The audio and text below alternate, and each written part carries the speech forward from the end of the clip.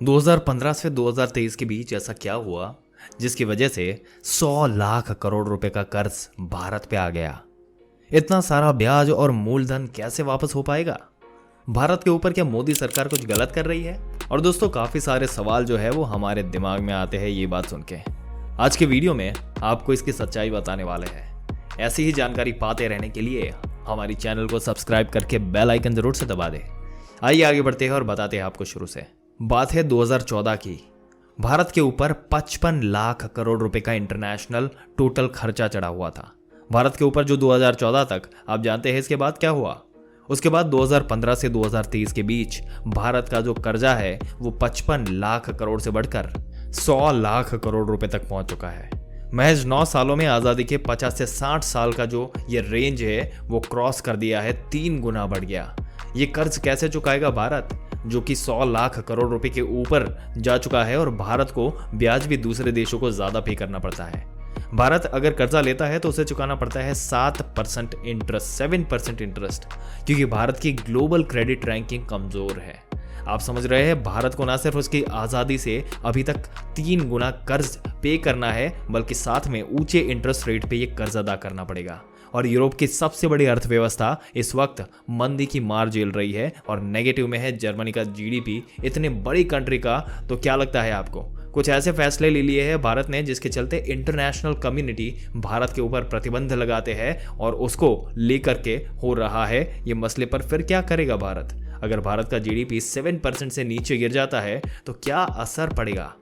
दोस्तों, आपको बताते हैं, कोई भी इंटरनेशनल लोन देने वाली इंस्टीट्यूट सिर्फ एक चीज देखती है। सबसे पहले ये कि इनको मालूम है कि इकोनॉमिक क्रैश होने वाली है या नहीं, और दूसरी चीज कि आपको लोन देते हैं तो इनको पता होना चाहिए आपका जीडीपी रेशियो। ये 2 चीजें मायने रखती है। अगर भारत का जीडीपी डाउन होता है तो उसका इंटरेस्ट बढ़ता जाता है और 100 लाख करोड़ से भारत के लिए एक बहुत बड़ा संकट आ सकता है। तो समझ सकते हैं इसका मतलब कि मोदी सरकार ने कुछ गलत फैसला लिया। क्या भारत डूबने वाला है? क्या भारत में आने वाली है मंदी? इसका असर आप और हम पर पड़ने वाला है? इस बात का जवाब जानने के लिए बने रहिए वीडियो के अंत तक। दोस्तों, एक बात तो क्लियर है कि कोई भी देश हो, कर्ज तो लेना पड़ता है। जितना ज्यादा कर्ज लेंगे उतना ही ज्यादा तरक्की वो देश में होनी चाहिए। और ये बात शायद आपके पल्ले पड़ने लगी होगी। आपके दिमाग में ये कॉन्सेप्ट होगा कि ज्यादा कर्ज लेता है तो उसका डूबना भी तय है। लेकिन यहाँ पर बात आपको बता दे दोस्तों, एक बेसिक कॉन्सेप्ट हमें पता है। जैसे कोई आम आदमी है, वो कर्ज लेता है यानी कि लोन लेता है, या तो मोबाइल फोन खरीदता है, या तो अपने लिए व्हीकल खरीदता है, या तो घर खरीदता है। हम फैसिलिटीज खरीदते हैं अपने पैसों से। बट जब देश जो है वो लोन लेता है तो वो अपने नेशन पे उसको यूज करना चाहता है।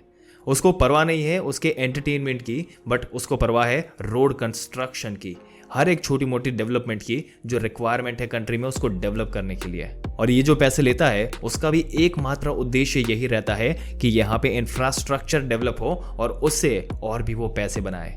ये लोन लेते हैं इंडस्ट्रीज डेवलप करने के लिए। ये कंट्रीज लोन लेते हैं इंफ्रास्ट्रक्चर, ट्रांसपोर्टेशन इंफ्रास्ट्रक्चर डेवलप करने के लिए, और इस माध्यम से इसको ज्यादा बेहतर करके, ज्यादा तरक्की करके टैक्स के थ्रू ये पैसे कमाते हैं और उसके बाद अपनी अर्निंग जो बढ़ाते हैं, उसकी वजह से जो रिसोर्सेस है वो डेवलप करते हैं और बैक टू बैक हर एक चीज डेवलप होती है देश में।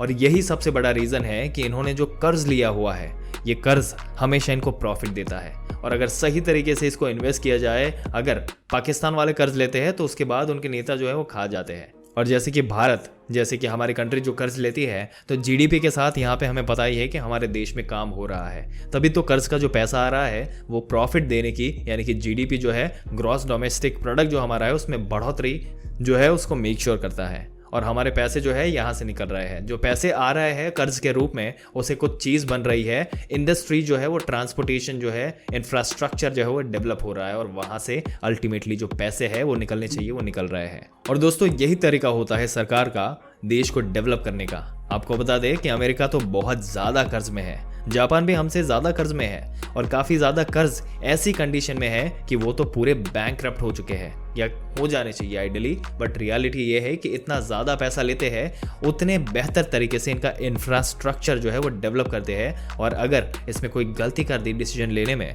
तो वही इनका जो है वो नुकसान हो सकता है।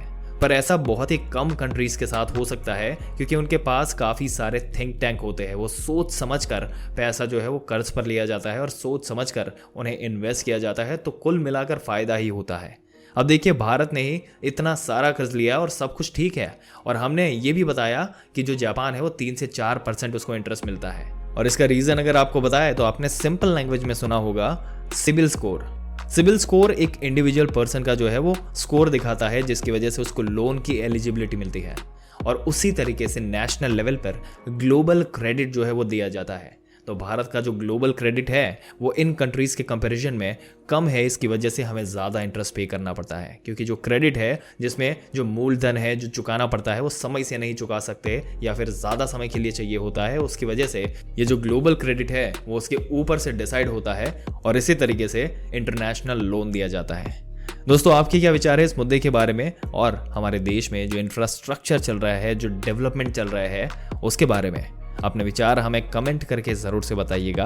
अगर ये वीडियो और इसमें दी गई जानकारी आपको अच्छी लगी हो तो अपने दोस्तों और रिश्तेदारों के साथ ज़रूर से शेयर कर दें, और ऐसी ही जानकारी पाते रहने के लिए हमारी चैनल को सब्सक्राइब करके बेल आइकन जरूर से दबा दें। मिलते हैं एक और दिलचस्प वीडियो में एक और दिलचस्प जानकारी के साथ। तब तक के लिए इस वीडियो में अंत तक बने रहने के लिए आपका दिल से धन्यवाद।